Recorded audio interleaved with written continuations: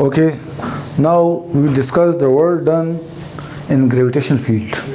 Our new topic is work done in gravitational field.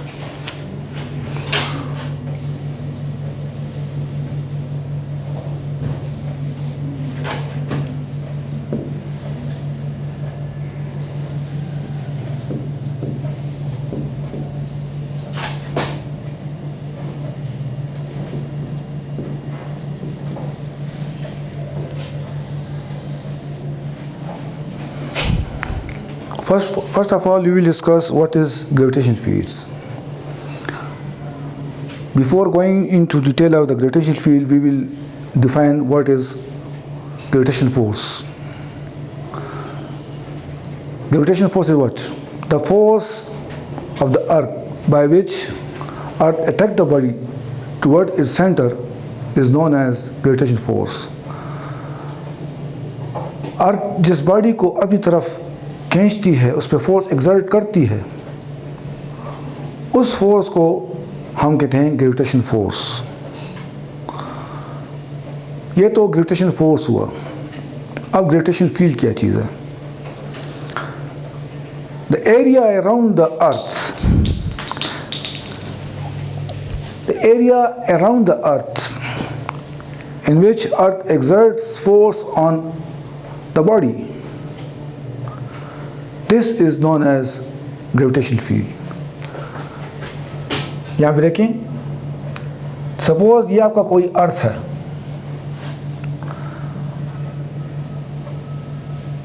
ये वो area है around the earth, ये वो एरिया है अराउंड द अर्थ जिस पे अर्थ इस बॉडी की किसी बॉडी पे फोर्स एक्सर्ट करती है। इस सारे एरिया को हम कहते हैं gravitational field of the earth या ग्रेविटेशनल फील्ड। ठीक है ना? अब work done in gravitational field का क्या मतलब है? अब इसी एरिया में जहाँ पे अर्थ किसी बॉडी पे फोर्स एक्सर्ट कर रहा हो, उसमें अगर आप कोई वर्क डन करें, it is known as work done in gravitational field. ठीक है ना? याद रखें, gravitational field is conservative field. conservative field का क्या मतलब है? conservative fields के दो पार्ट हैं। पार्ट नंबर वन,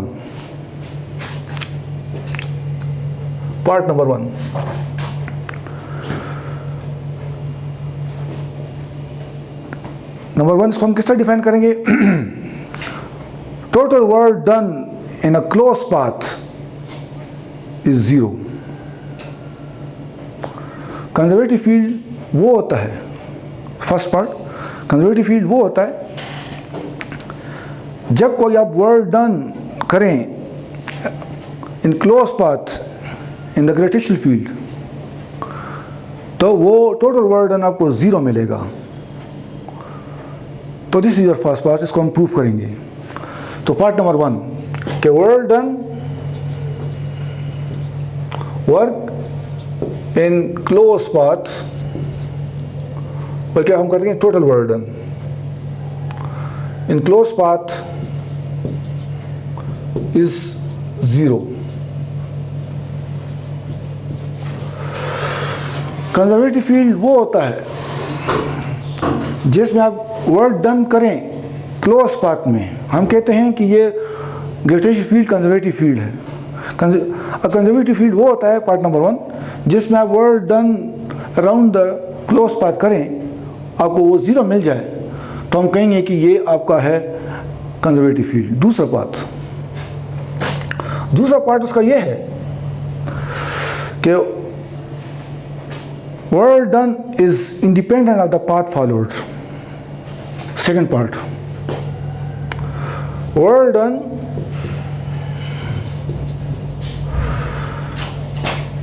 is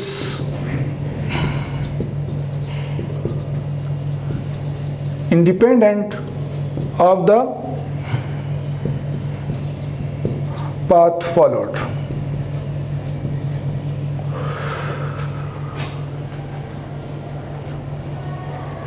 देखें जी, मैं आपको बता चुका हूँ कि ग्रेविटेशन फील्ड वो होता है कि अर्थ के अराउंड वो एरिया जहाँ पे अर्थ किसी बॉडी पे फोर्स एक्सर्ट करे, उस सारे एरिया को हम कहेंगे ग्रेविटेशन फील्ड। अब उस फील्ड में अगर कोई वर्क डन करेंगे तो that will called work done in gravitational field. मैं क्या बता चुका हूँ कि वर्क डन, ये जो ग्रेविटेशन फील्ड है ये कंजर्वेटिव फील्ड है। कंजर्वेटिव फील्ड जो होता है वो क्या होता है, इसके दो पार्ट्स हैं, दो डिफिनीशंस हैं। नंबर 1, कंजर्वेटिव फील्ड वो होता है जिसमें अगर total work done around the close path 0 हो जाता है तो वो को हम कहते हैं कि ये फील्ड कंजर्वेटिव फील्ड है। हाँ, हम कहते हैं ये सेकंड पार्ट कि अगर वर्क डन जो होता है वो independent of the path followed होता है। ये तो मैंने एक्सप्लेन नहीं किया, सिर्फ बता दिए। अब उसको हम एक्सप्लेन करते हैं। किस चीज़ को एक्सप्लेन करेंगे कि work done is closed, work done is close path is 0। इसको अभी हम प्रूफ करते हैं। सो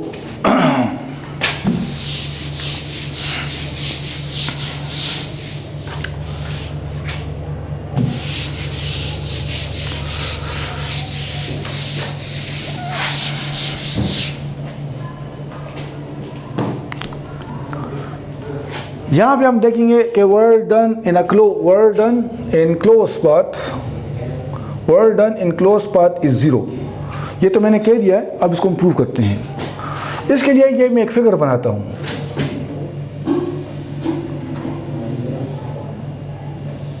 ये कोई फिगर है, पॉइंट ए बी सी,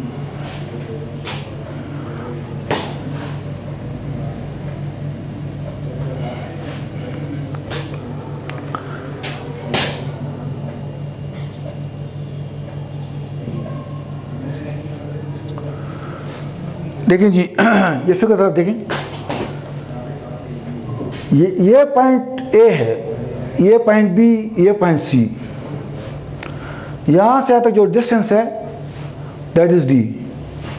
यहाँ से यहाँ तक जो डिस्टेंस है वो d2 है।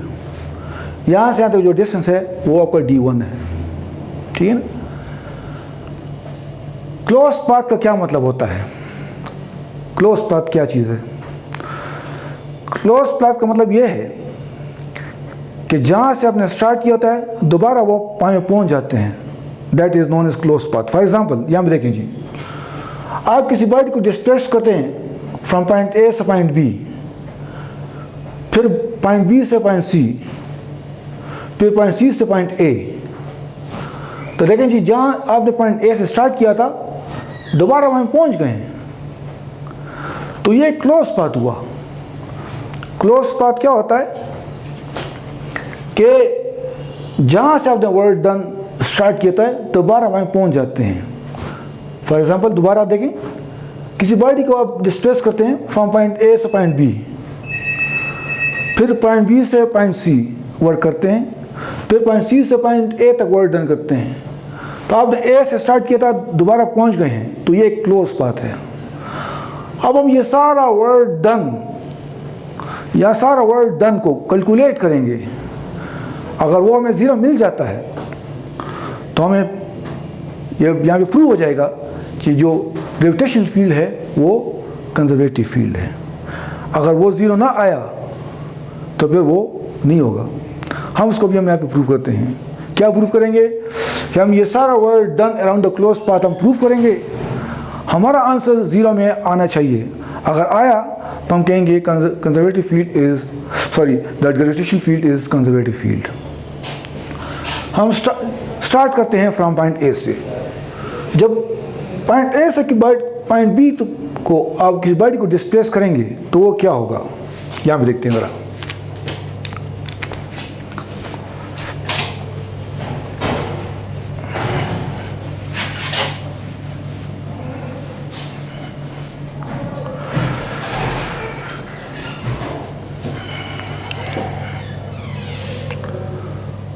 Work done from point A to point B. We know that the work done is the dot product of force and displacement. So we can write the work as F dot D. When we remove dot, a cos of theta will appear in the equation.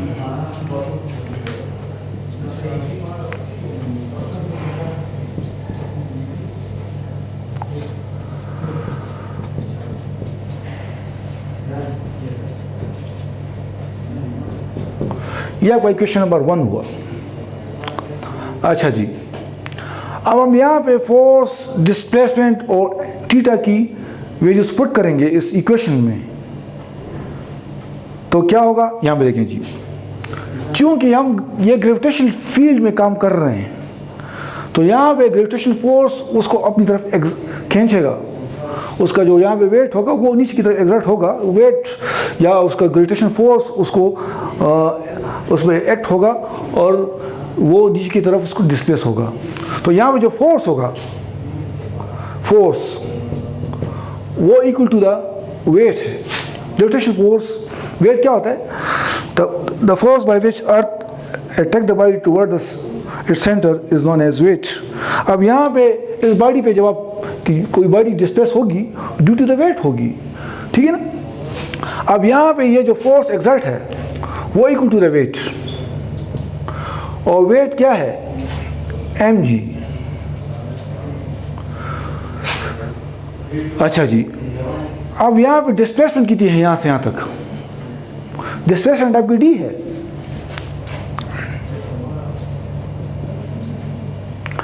और angle कितना है आपका? Angle कोई भी angle है, theta.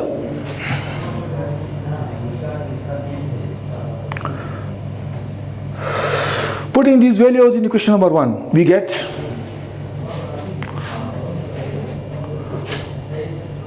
work done A to B is equal to, अच्छा जी, यहाँ पे फोर्स की वैल्यू हम लगाएंगे mg लगाएंगे, mg लगाएंगे। d की वैल्यू d है, d की वैल्यू d है, डिस्प्लेसमेंट यहाँ पे हमारा d है, और एंगल यहाँ पे थीटा है, यहाँ भी एंगल थीटा है।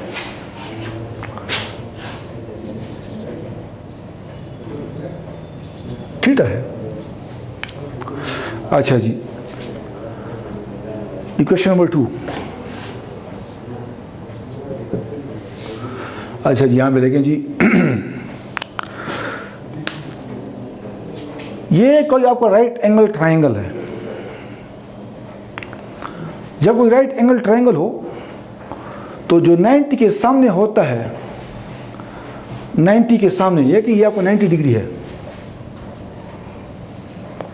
ये आपका 90 एंगल बन रहा है, इसका सामने हाइपोटेन्यूज होता है, ये आपका हाइपोटेन्यूज है, ये आपका हाइपोटेन्यूज है। थीटा के सामने परपेंडिकुलर होता है, ये आपका परपेंडिकुलर है, ये आपका बेस है। हमें पता है कि कॉज ऑफ थीटा किसके इक्वल होता है? कॉज ऑफ थीटा वो बेस बाय हाइपोटेन्यूज होता है, बेस बाय हाइपोटेन्यूज। बेस आपको क्या है? बेस आपके साथ यहाँ पे d1 है, बेस आपका d1 है, हाइपोटेन्यूज क्या है आपका? वो d है।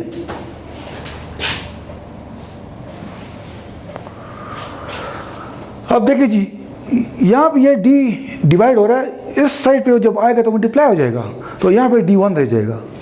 सो d cos of theta is equal to d1। इसका मतलब यह है कि d cos of theta की जगह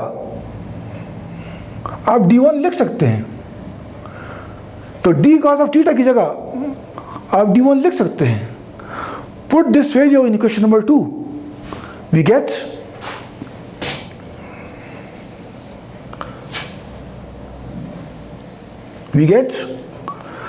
इक्वेशन 2 क्या है? Work done from point A to B is equal to mg तो अपनी जगह है। अब d cos ऑफ थीटा वो तो d1 की इक्वल है, तो हम इस d cos ऑफ थीटा की जगह हम d1 पुट करेंगे। So it is mg d1। अच्छा जी, this is your question number A, जो भी है, ठीक है ना। अब हम कैलकुलेट करेंगे work done from point B to C. याद रखिए हम ग्रेविटेशनल फील्ड को कंसिडर कर रहे हैं। Now will calculate the work done from point B to C. अच्छा जी, again it is a dot product of force and displacement.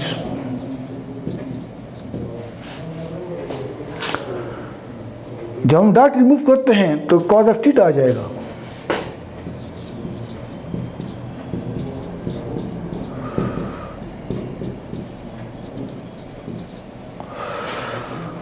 अब यहां पे फोर्स कितना है, डी कितना है और एंगल थीटा कितना है। अब देखें यहां पे इस साइड पे फोर्स तो ग्रेविटेशनल फोर्स है। चूंकि ग्रेविटेशनल फील्ड में बॉडी हम डिस्प्लेसमेंट हो रही, वर्क हो रहा है, तो हम ग्रेविटेशनल फील्ड को ले रहे हैं, ग्रेविटेशनल फोर्स को ले रहे हैं। तो यहाँ पे जो फोर्स होगा that is equal to gravitational force that is weight that is equal to mg। d यहाँ पे डिस्प्लेसमेंट आपका d2 है। अब एंगल कितना होगा उसको जरा हम यहाँ पे देखते हैं। देखें जी, यहाँ पे बॉडी आप डिस्प्लेसमेंट इस तरफ कर रहे हैं। डिस्प्लेसमेंट जो होता है यहाँ पे इस डायरेक्शन में हो रहा है, ये d2 है। यहाँ पे इस डायरेक्शन में हो डिस्प्लेसमेंट, और जो ग्रेविटेशनल फोर्स है वो तो डाउनवर्ड होता है, वेट उसको डाउनवर्ड अट्रैक्ट करती है। अब इसके दरमियान कितना एंगल बना, ये आपको 90 डिग्री बना। So theta is equal to 90 degree. अगर ये आपका इक्वेशन नंबर 3 है, so putting this values in equation number 3 we gate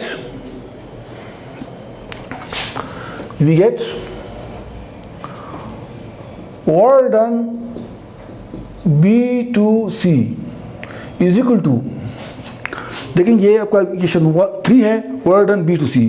अब F की जगह हम mg लगा देंगे, D की जगह हम D2 लगा देंगे, और थीटा की जगह हम 90 डिग्री लगा देंगे।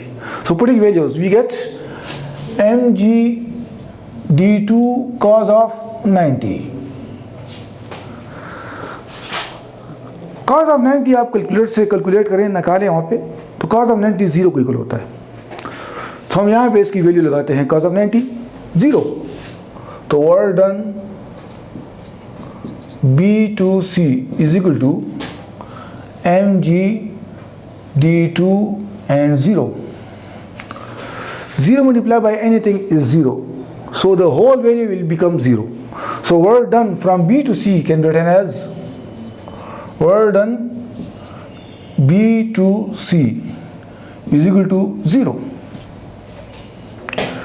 यह का इक्वेशन नंबर B, ठीक है ना।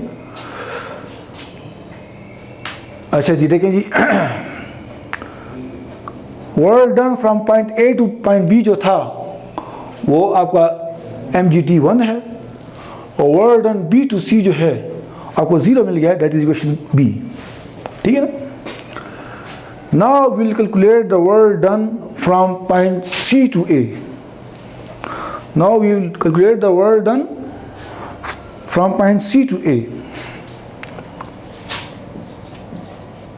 Work done from point C to A. Again, the work done can be written as dot product of force and displacement. So we can write it as this one. By removing dot, a cos of theta will appear in the equation. So we get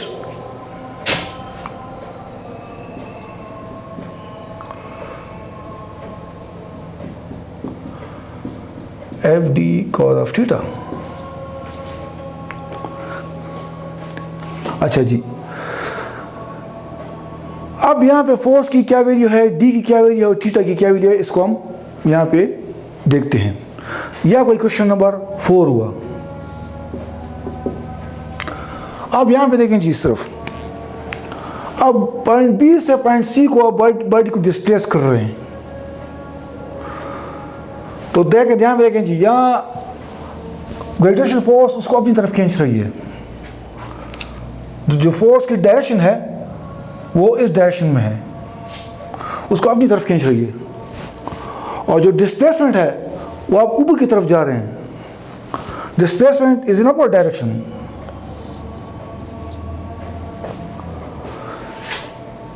यहाँ पे force, जो gravitation force है वो इस direction में है और displacement जो है वो उस डायरेक्शन में, अपवर्ड डायरेक्शन में है।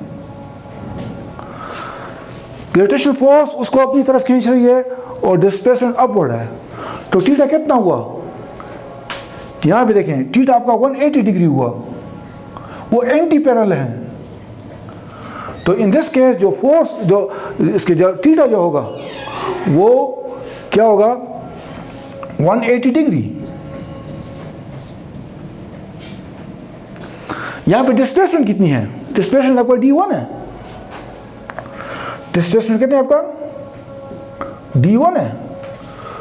फोर्स कितना हुआ, जब बॉडी यहां पे इसको ऊपर की तरफ डिस्प्लेस करे तो force must be equal to the weight, because यहां पे ग्रेविटेशन फोर्स एक्ट हो रहा है। तो यहां पे जो फोर्स होगा that is equal to weight, और weight is equal to mg होता है। अब ये putting these values in question number 4 we get, putting these values in equation 4 we get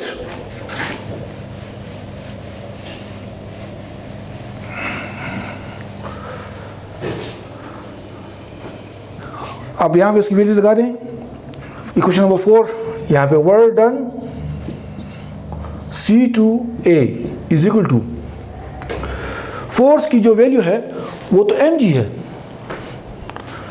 force की जो वैल्यू है दैट इज mg, और d की क्या वैल्यू है, यहाँ पे d1 है। डिस्प्लेसमेंट यहाँ पे d1 हो रहा है, डिस्प्लेसमेंट आपका d1 है, ठीक है ना। और एंगल कितना है, angle is 180 degree, angle is 180 degree. तो cos ऑफ 180। अच्छा जी, अब यहाँ पे हम देखेंगे cos ऑफ n180 आप कैलकुलेटर से निकालें, वो आपका -1 के इक्वल होता है। तो हम यहाँ पे -1 लिखेंगे।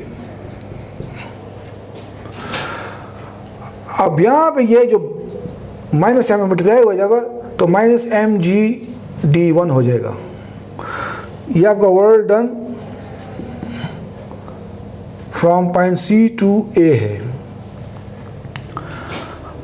अब देखें जी, पहले हमने work done from point A to B calculate किया, वो आपका इक्वेशन नंबर A है।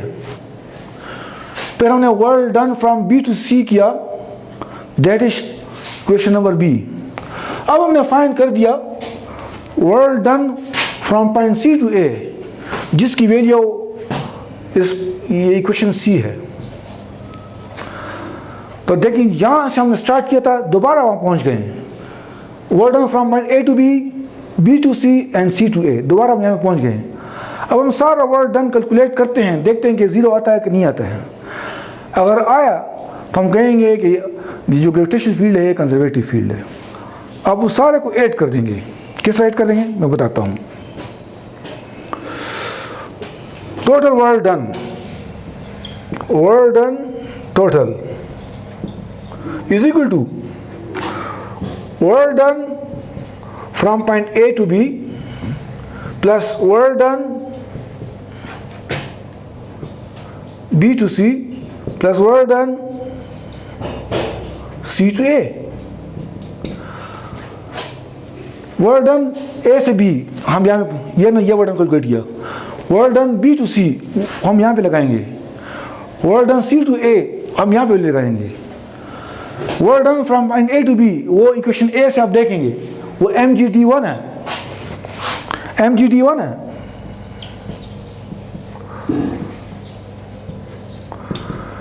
MGD1 और वर्क डन B2C, वो इक्वेशन भी आप देख लें, वो 0 है।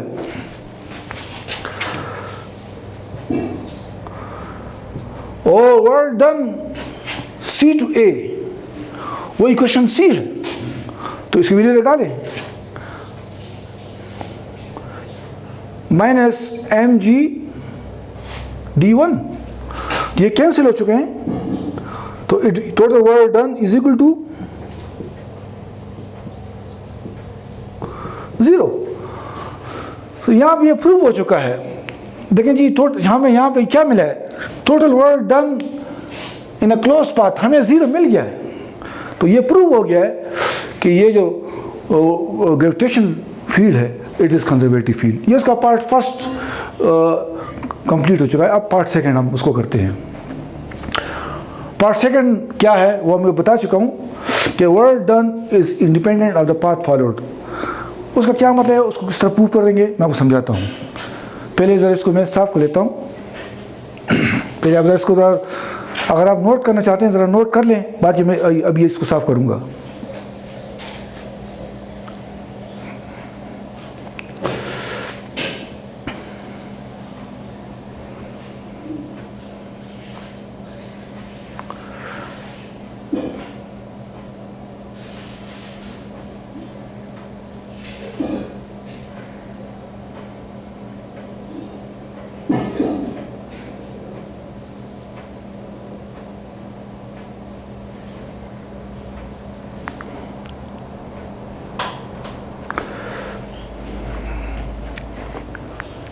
अच्छा, अभी इसको साफ़ कर रहा हूँ, अभी इसका सेकंड पार्ट करते हैं।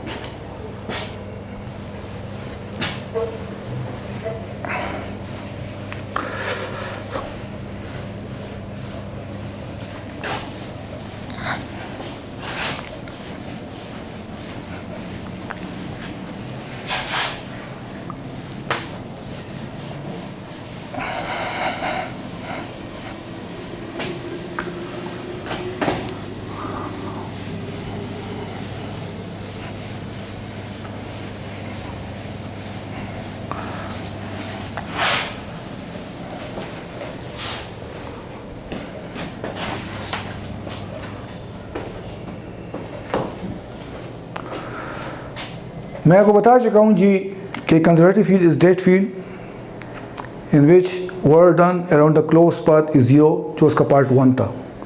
पार्ट सेकंड कि कंजर्वेटिव फील्ड वो फील्ड होता है जिसमें work done is independent of the path followed. अब इसको हम बाकायदा डिस्कस करेंगे और ये क्या चीज़ है इसको समझाता हूँ। So second part of the conservative field is work done is independent of path followed।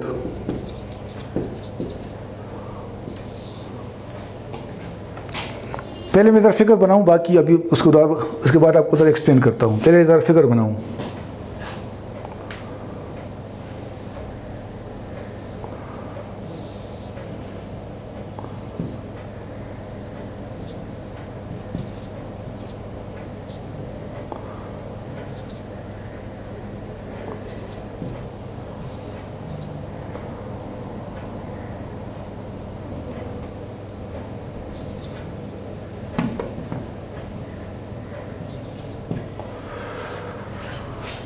देखिए जी, work done is independent of the path forward का मतलब ये है, अगर आप पॉइंट ए से पॉइंट बी तक वर्क डन करते हैं, आप किसी बॉडी को डिस्प्लेस करते हैं, यहाँ पे करते हैं, ये एक पाथ हुआ, ये पाथ नंबर फर्स्ट हुआ, एक ये रास्ता है।